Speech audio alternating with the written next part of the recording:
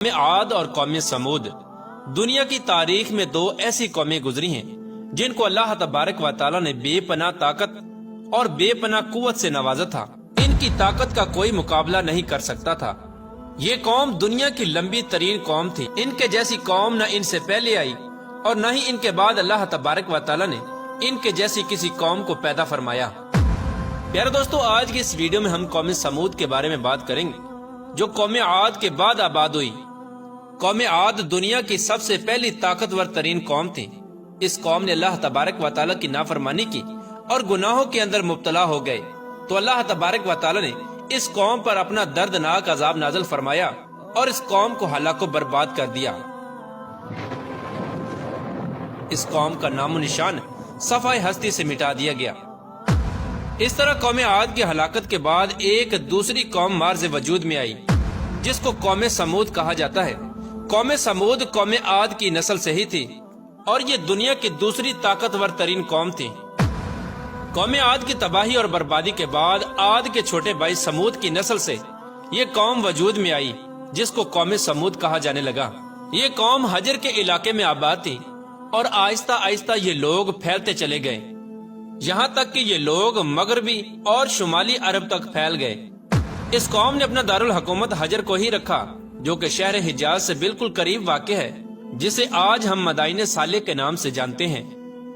پیارے دوستو، اس وقت کی سب سے سپر پاور قوم عاد ثانی یعنی قوم سمود تھی۔ اللہ تبارک و تعالیٰ کا ان پر یہ خاص کرم تھا کہ یہ قوم انتہائی طاقتور تھی اور اللہ تبارک و تعالیٰ نے ان کو بے شمار نعمتوں سے بھی نوازا تھا۔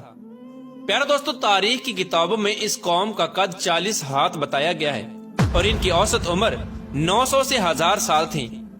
اللہ تبارک و تعالیٰ نے ان کے جیسی قوم دوبارہ پیدا ہی نہیں کی۔ یہ ایسی قوم تھی جن کو کوئی بیماری نہ لگتی تھی اور نہ ہی ان کے لوگ بوڑھے ہوتے اور نہ ہی ان کے ہاتھ پاؤں کمزور ہوتے۔ یہ لوگ ہمیشہ جوان اور تندرست رہتے۔ یہ لوگ اتنے طاقتور تھے کہ ان کی نظر تک بھی کمزور نہ ہوتی تھی۔ پیارے دوستو، قوم سمود کی ایک نمایاں خوبی یہ بھی تھی کہ اگر قوم سمود کا کوئی مرد اپنی عورت کے ساتھ ایک مرتبہ ہم بستری کر لیتا تو وہ عورت ایک ہی بار میں حاملہ ہو جاتی۔ یہی وہ خوبی تھی جس کی وجہ سے یہ قوم عاد کی تباہی کے بعد قوم سمود کے نام سے ابھری اور جلد ہی دنیا کے اندر اپنا اثر و رسوخ پیدا کر لیا۔ ایسی شاندار قوم جس قوم کو اللہ تبارک و تعالیٰ نے بے پناہ طاقت اور بے شمار نعمتوں سے نوازا تھا، لیکن اس کے باوجود بھی اس قوم نے کون سا ایسا گناہ کیا جس کی وجہ سے اللہ تبارک و تعالیٰ نے اس قوم پر اپنا دردناک عذاب نازل فرمایا اور اس قوم کو صفحہ ہستی سے مٹا دیا اور اس قوم کو رہتی دنیا کے لیے عبرت کا نشان بنا دیا۔ پیارے دوستو، اس قوم کے گھروں کو آج بھی اللہ تبارک و تعالیٰ نے نشان عبرت کے طور پر باقی رکھا ہے۔ یہ قوم بڑے بڑے پہاڑوں میں رہنے کی شوقین تھی۔ یہ لوگ بڑے بڑے پہاڑوں کو تراش کر اس کے اندر اپنے خوبصورت محلات بنایا کرتے تھے اور اسی کے اندر زندگی بسر کیا کرتے تھے۔ اللہ تبارک و تعالیٰ نے قوم سمود کو بہت کچھ عطا فرمایا تھا۔ سرسبز باغات، میٹھے پانی کی نہریں اور پتھریلی زمین پر ہر قسم کے پھل۔ اس قوم کے عالی شان محلات اتنے خوبصورت تھے کہ صرف دور دراز سے لوگ ان کے عالی شان محلات کو دیکھنے کے لیے آیا کرتے تھے۔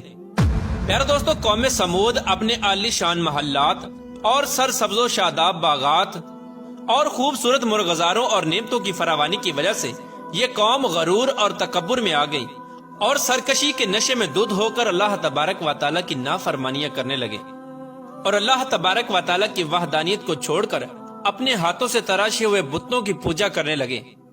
اور یہ بات بھی بھلا بیٹھے کہ کچھ عرصہ پہلے اللہ تبارک و تعالیٰ نے انہی کی قوم پر انہی گناہوں کی وجہ سے اپنا دردناک عذاب نازل فرمایا تھا اور اس قوم کو صفحہ ہستی سے مٹا دیا تھا۔ پیارے دوستو، اس دنیا کی طاقتور اور بدبخت قوم کی طرف اللہ تبارک و تعالیٰ نے اپنے پیارے نبی حضرت صالح علیہ السلام کو مبعوث فرمایا تھا۔ چنانچہ حضرت صالح علیہ السلام نے اللہ تبارک و تعالیٰ کے حکم کے مطابق اس قوم کو بت پرستی سے منع کیا اور اللہ تبارک و تعالیٰ کی وحدانیت کی طرف بلایا اور ایک سچے خدا کی عبادت کرنے کا حکم دیا۔ لیکن قوم کے سرداروں نے حضرت صالح علیہ السلام کو جھوٹا ثابت کرنے کے لیے ان سے معجزہ طلب کر لیا۔ اس قوم کے سردار حضرت صالح علیہ السلام سے کہنے لگے کہ آج تک جو بھی نبی آیا وہ اپنے ساتھ کوئی نہ کوئی معجزہ لے کر آیا، اگر تم اللہ تبارک و تعالیٰ کے سچے نبی ہو تو ہم کو معجزہ دکھاؤ۔ چنانچہ حضرت صالح علیہ السلام نے اس قوم کے سرداروں سے پوچھا کہ آپ لوگ کون سا معجزہ چاہتے ہو؟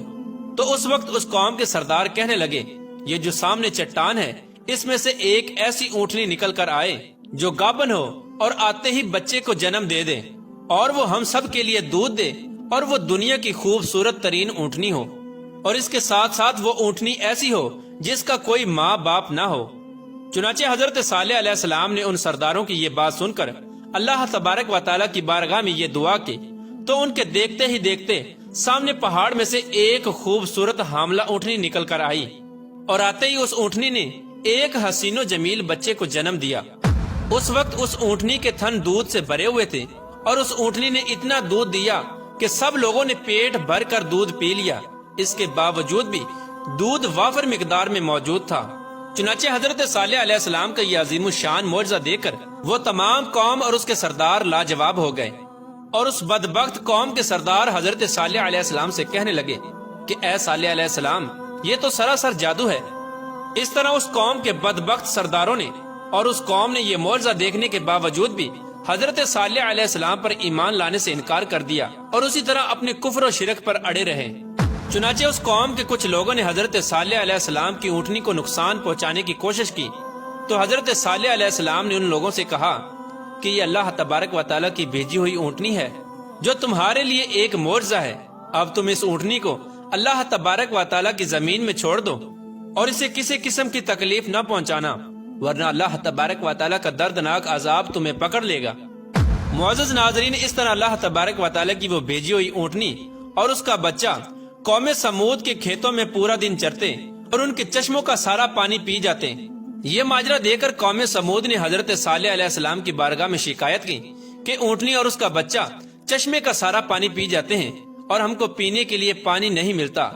تو ان کی یہ شکایت سن کر حضرت صالح علیہ السلام نے ان کے لیے دن مقرر کر دیے، اور اس طرح اس چشمے کے پانی کو بانٹ دیا۔ ایک دن حضرت صالح علیہ السلام نے اس اونٹنی کے لیے مقرر کر دیا، اور دوسرا دن اس چشمے کا پانی قوم سمود کے لیے مقرر ہو گیا۔ پیارے دوستو، جس دن وہ اونٹنی پانی پیتی اس دن وہ دودھ بھی زیادہ دیتی، اور دودھ اتنا ہوتا کہ دن اور رات میں ختم ہی نہ ہوتا۔